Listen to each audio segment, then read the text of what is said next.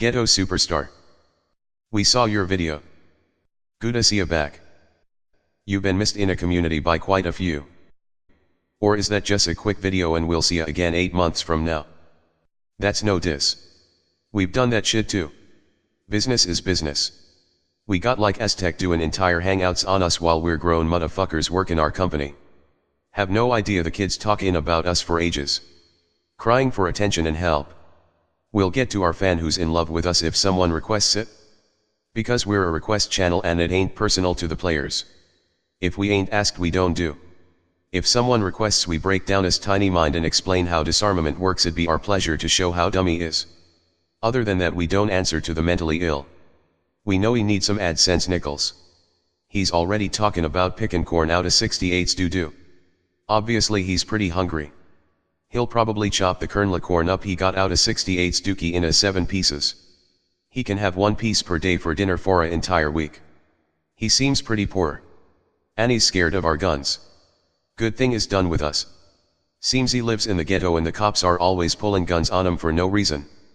They probably telling him to get out of that dookie and get a job. Every time he tries to commit a crime here comes those fucking cops. Then he comes home and does long boring hangouts while we're working. Probably from some electronic device he stole. So we get what it's like to be busy ghetto. Or perhaps chillin' with your family. Or maybe you just don't feel like rockin' with the bullshit. Whatever it is we get it. But you should know something ghetto. If we was impressed with your cars, it would actually be more of a disrespect to you. So here's the good news. We're not. Truth is. For all we know you're broke. We hope not, but we know people with mansions and private jets who are. 50 years ago was one thing, but if it ain't old money showing flashy shit these days usually means someone's in debt. We hope you're not. We're just saying we're conditioned not to be impressed with people's stuff. Only thing that matters is, are you happy? Anyway. We like you for you ghetto. And no, we're not about to get into no business conversations. We get your point. We've always known you've had more knowledge than most when it comes to money. And you not showing your cars is what impressed us. Very few really want to learn ghetto. But the few who do are gonna hear you without you showing anything. Because anyone listening because you showed your cars honestly isn't worth the time. Like we can tell bullshitters without being shown squat. So we knew you wasn't one with you never showing anything. How you decide to operate's your business ghetto. But everyone's gonna continue doing what they do. It wouldn't matter if you had a rocket ship and showed yourself flying to the moon. The subconscious mind doesn't function in that matter. You're gonna have to join us souls you think's poor and put the work in if you wanna awaken motherfuckers. It is what it is. You've obviously been missed by a lot of us you're cool with and none of us cared about your cars. So you've got some pretty real motherfuckers up in a bitch in spite of all the beefs. If you speak from the soul ghetto, then actually act on it. You'll achieve wonders if you really care about the community.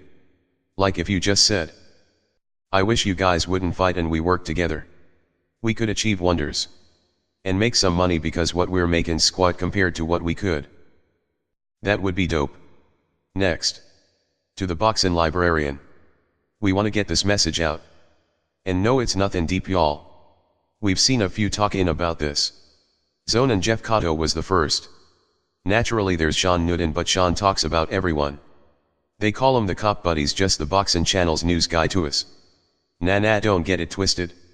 Most motherfuckers love Sean talking about him. Half his shit's dislikes. That's a lot of motherfuckers subscribe to Sean that play not liking him. No way that many boxing heads can know every time Sean makes a video. But we just want to say this to the librarian. We don't know your story. Because we haven't heard it from your mouth. And we're well aware there's 2 sides to every story told. That's why courtrooms exist. Naturally everyone's gonna make their side of the story sound good. That's why they say the winner of the war writes the history. It'd be nice if you didn't let others write yours. But perhaps you did that video explaining your side and we missed it? However, we simply want to make this clear to everyone. 10 Players personally has no judgment on the boxing librarian because we don't know the man's story. There's some claiming he flagged a video. Or is it a channel? We have no fucking idea, we just know the word flagging was floating around. Personally that's a no-no for most of us.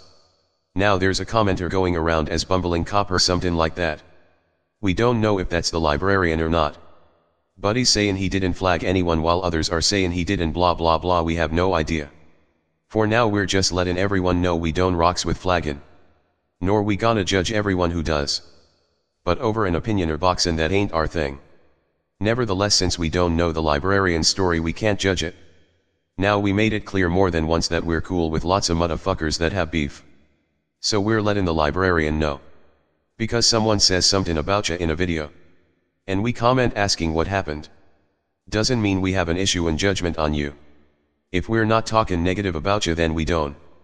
We're not saying you'd think that if you saw us in someone's comment section asking them what happened. But we just want to make it clear in case. Because there's a lot of people who lie up in this motherfucker.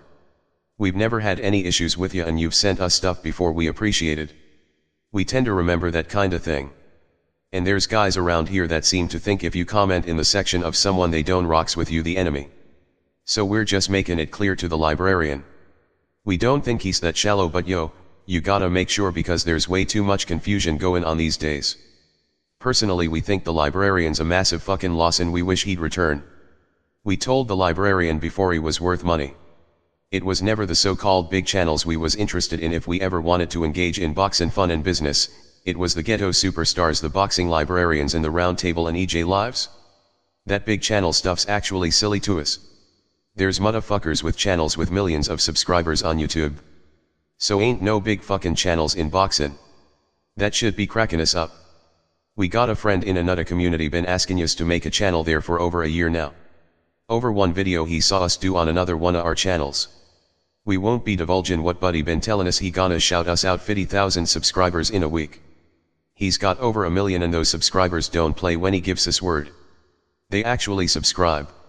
And he claims he's a small channel. So how people think there's big boxing channels baffles us. Though we turned down that offer. They're kinda proper in his territory, and y'all know our mouths. We already lost 3 channels over it, so we're toned down these days. But numbers and size are illusions. Anytime someone says they're big, you gotta ask one question. Compared to fucking what? That's why we don't pay attention to that crap. If you're the biggest shit on earth, the earth's still a little bug compared to Jupiter. Those of us who get this don't give a fuck about that garbage, because we get it's all about being happy within. Then we got those like our little mental patient who can't stay on topic while claiming we can't stay on topic. Do we have an agenda? Yes. Whatever the fuck we're talking about's our goddamn agenda. Anyway, we don't know the librarian's story, so we're just making it clear to the librarian. That just because we're in someone's section who's talking about ya, and we're asking what happened, doesn't mean we play guilt by association. We don't play guilt by association. Only according to how you associate. If we ain't talking bad about ya, then we ain't thinking bad about ya. And a ghetto. If guys ever wanna gather and build some fun and potentially profitable shit, we're down. Well, we'll probably be down. Who the fuck knows where we'll be mentally in a year from now? We've agreed with guys who couldn't stick with their guns before. They opted staying poor. Most are enemies with the very ones they stayed poor for. We even wanted to do some stuff with the librarian. We knew exactly what the fuck to do with his talents. We'd love to see guys come together. But if that ever happens, we need guys to stick together. At least achieve a mark before splitting. We need the zones and the 68s and the Charlie Browns and the ghettos. And it ain't gonna be YouTube that's the spot when we're done. Nor we given the slightest clues to what the fuck we're talking about. Oh yeah. And we need you old dudes too. Nah, we ain't talking about you guys up in this motherfucker. That shit ain't old. Because we know zone be bussin' your chops gettin' in that ass. But we be chopping it up with them 80-90 plus year old trainers in a gym. So y'all's just young bucks compared to those motherfuckers. Tellin' us about how they was at Joe Louis' first fight and shit. So you being dead in 20 years is a little nutty, ghetto. Hope you was speaking metaphorically. But since you showed us your cars, we would just like to say, we would all like one of those too. You know. If you ever wanna donate one.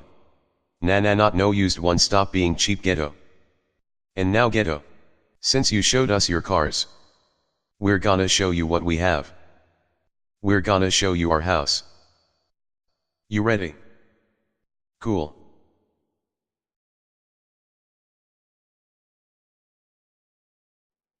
Yeah. Just a little something. Sorry we could only show you a small piece of it.